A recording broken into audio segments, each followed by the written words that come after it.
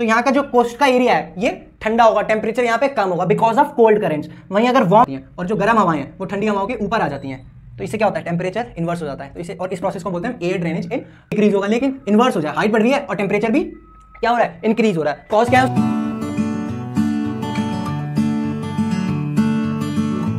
Hello everyone, welcome to Jio for you classes. आशा करता हूँ आप सभी लोग काफ़ी अच्छे होंगे। आज हम लोग फिर से अपने नए टॉपिक के साथ मिल रहे हैं। टॉपिक है अपना टेम्परेचर, लेकिन चैप्टर वही same, solar radiation, heat balance and temperature. ये पार्ट 2 है। इससे पहले हमने पार्ट 1 में कवर किया ना कि सोलर रेडिएशन के बारे में पढ़ा हमने, सन की रेस के बारे में पढ़ा था, कैसे कैसे आती हैं, कहाँ कहाँ कैसे डिस्ट्रीब्यूट होती हैं। फिर हीट बैलेंस के बारे में पढ़ा था, हीट बजट। उसके बाद आज हम करेंगे टेम्परेचर कवर।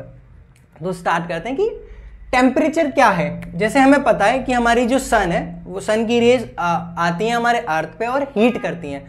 तो उसको मेजर कैसे करें? उसको मेजर करते हैं टेम्परेचर के टर्म में। हम बोलते हैं ना 30 डिग्री सेल्सियस, 5 डिग्री सेल्सियस, यहाँ का तापमान 2 डिग्री सेल्सियस, -0 डिग्री सेल्सियस। तो ये क्या है? हमने मेजरमेंट है ना, हम उसको हीट को मेजर कैसे करें? तो उसको मेजर करते हैं टेम्परेचर के थ्रू। वहीं उसके हमारे कुछ फैक्टर्स हैं जो टेम्परेचर को कंट्रोल करते हैं। वो कौन से हैं? The latitude, the altitude, distance from the sea, ocean currents, air mass और इम्पैक्ट ऑफ लोकल विंड्स। ये 5 जो फैक्टर्स हैं ये अपने टेम्परेचर को कंट्रोल करते हैं। वो कैसे करते हैं जानते हैं, लैटिट्यूड से। हमें पता है ये क्या है अपना, ये अपना अर्थ, ये अपना equator, tropic of cancer, tropic of capricorn, 0 degree equator. ये है अपना सन।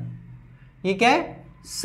सन की जो रेज हैं वो डायरेक्ट वर्टिकली पड़ती हैं अपने इक्वेटोरियल रीजन पे और ट्रॉपिकल रीजन पे, और स्लैंट पड़ती हैं पोल्स पे।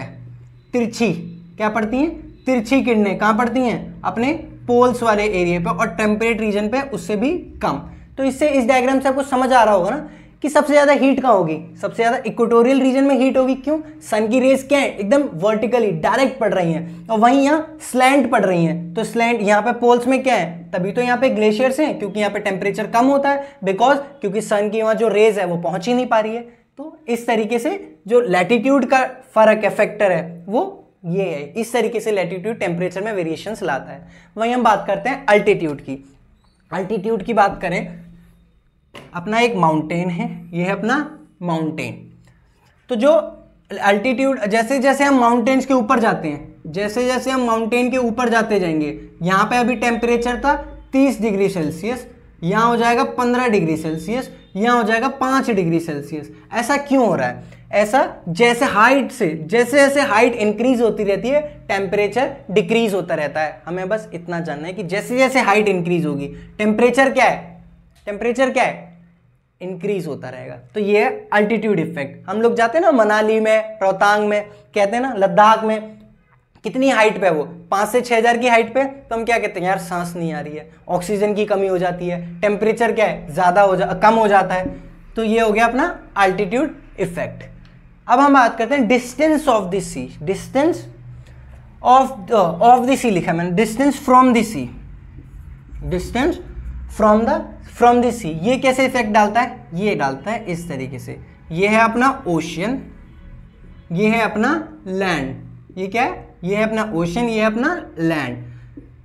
अगर मैं आपसे कहूं सर्दियों में नहाते तो सभी हो गए ना, नहाते हो या नहीं? नहाते हो ना? पानी गर्म करने हम लगाते हैं, रॉड को लगाते हैं पानी गर्म करने के लिए।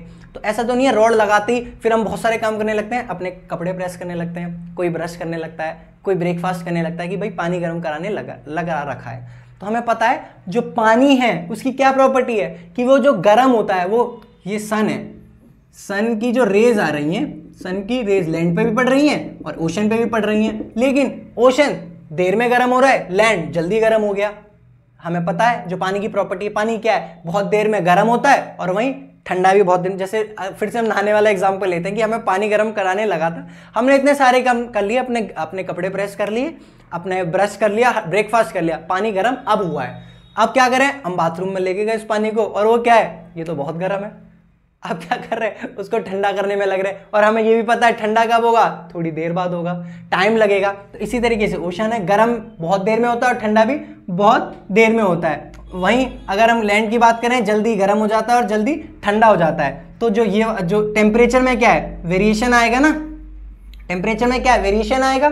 तो ये इसी को हम बोलेंगे लैंड ब्रीज और सी ब्रीज होता है। ये लैंड ब्रीज और सी ब्रीज हम आगे जाके पढ़ेंगे जब और अच्छे डिटेलिंग में। बस हमें इतना ही जानना है डिस्टेंस फ्रॉम द सी में कि इस कैसे इम्पैक्ट डालते हैं ये।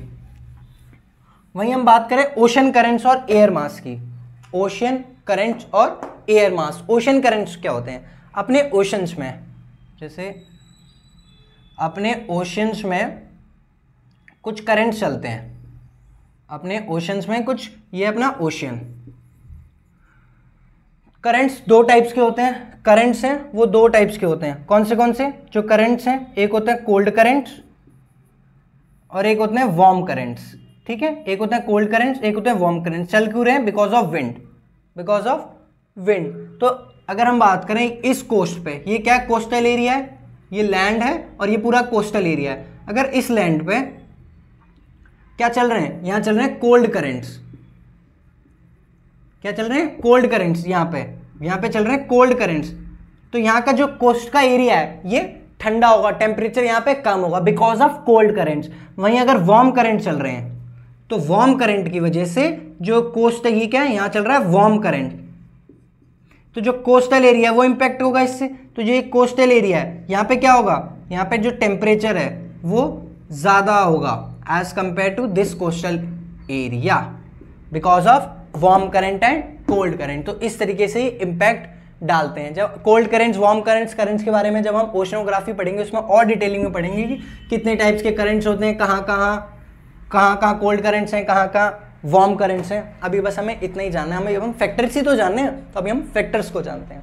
फिर इम्पैक्ट ऑफ लोकल विंड्स। अपनी बहुत सारी लोकल विंड्स हैं, टाइप्स ऑफ विंड्स हैं, कुछ परमानेंट विंड्स हैं, कुछ लोकल विंड्स हैं। परमानेंट विंड्स जैसे ट्रेड विंड्स हैं, अपनी वेस्टर्ली विंड्स हैं, पोलर विंड्स हैं, ये क्या है, ये परमानेंट विंड्स हैं। इसी तरीके से कुछ लोकल विंड्स हैं अपनी, जैसे लू, गर्मियों में मई जून में कितनी बड़ी लू आती है, तो क्या है, ये लोकल विंड्स हैं। तो ये कैसे इम्पैक्ट, जहां लू चलेगी वहां क्या है, टेम्परेचर क्या होगा, बहुत ज्यादा होगा। मम्मी वगैरह कहती थी ना हमसे बचपन में कि बाहर लू चल रही है, बाहर खेलने नहीं जाना है, लेकिन जाते तो हम फिर भी थे।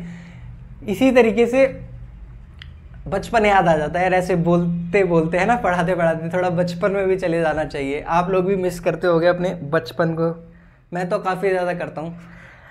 तो बैक टू आवर टॉपिक। तो जो अपना क्या है, हम पढ़ रहे थे लोकल विंड्स के बारे में। तो मैंने बताया ना लू क्या करते हैं, लू भी जहाँ लू चलेगी वहाँ क्या है, टेम्परेचर अपने आप इंक्रीज हो जाएगा। इसी तरीके से कुछ लोकल विंड्स हैं जो वार्म और ठंडी होती हैं, जो अपने पोलर या टेम्परेट रीजन्स में चलती हैं, तो वो भी इम्पैक्ट डालती हैं। वो जहाँ ठंडी हवाएं चल रही हैं वहाँ पे टेम्परेचर कम हो जाता है। तो ये हो गया अपने कुछ फैक्टर्स। आप सबको आई होप अच्छे से समझ आ गए होंगे। अब हम पढ़ते हैं एक टॉपिक टेम्परेचर इन्वर्जन के बारे में। किसके बारे में, टेम्परेचर इन्वर्जन एक टॉपिक है अपना। तो ये है अपना इन्वर्जन ऑफ टेम्परेचर। इसमें हमें क्या देखना है, हमें नॉर्मल कंडीशन पता है। नॉर्मल कंडीशन क्या पता है कि जो हाइट है, क्या है, जब हाइट इंक्रीज होती है तो टेम्परेचर क्या होता है, डिक्रीज होता है। डिक्रीज होता है क्या, टेम्परेचर।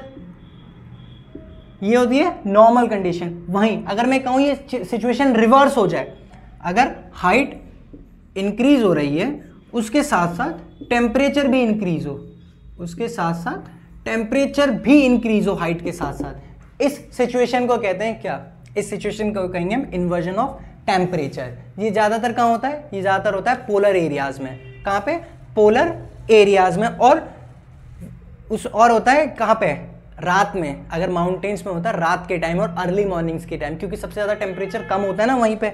वहीं अगर हम माउंटेन्स की बात करें तो माउंटेन्स पे क्यों होता है, बिकॉज ऑफ एयर ड्रेनेज। किस लिए होता है, बिकॉज ऑफ माउंटेन्स पे एयर ड्रेनेज एक वर्ड है,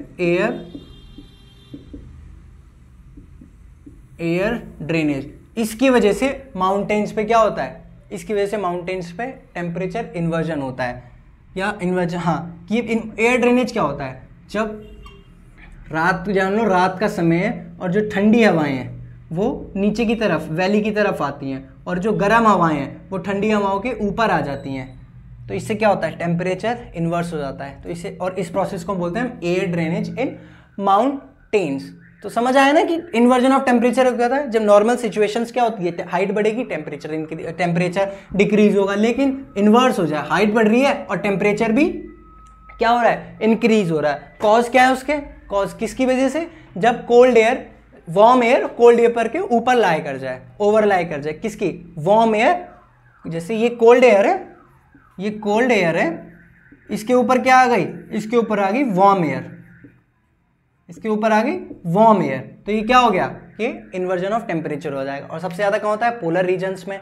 जैसे फ्रंटियर होता है एक तो टेम्परेचर अपना, जहाँ फ्रंट्स बनते हैं ना अपने टेम्परेट रीजन पे, कुछ फ्रंट्स बनते हैं, कोल्ड एयर और वार्म एयर जब आपस में मिलती है और वो बिकॉज ऑफ रोटेशन वो आपस में फ्रंट क्रिएट करती है, ऐसे गोल तरीके से, इस तरीके से। तो वो टेम्परेट जब हम पढ़ेंगे ना टेम्परेट और ट्रॉपिकल साइक्लोन्स और एयर मास के बारे में, तब उसमें हम डिटेल्स में जानेंगे। अभी हमें बस इतना पता होना चाहिए कि what is inversion of temperature. तो हमें पता है जब नॉर्मली सिचुएशन क्या होती है, वो सिचुएशन रिवर्स हो जाए तो उसको हम बोलेंगे इन्वर्जन ऑफ टेम्परेचर। और उस सिचुएशन का कॉज क्या है, जब cold air warm air cold air के ऊपर लाई कर जाए, है ना। और सबसे ज़्यादा कहाँ होता है, पोलर रीजन्स में ये होता है।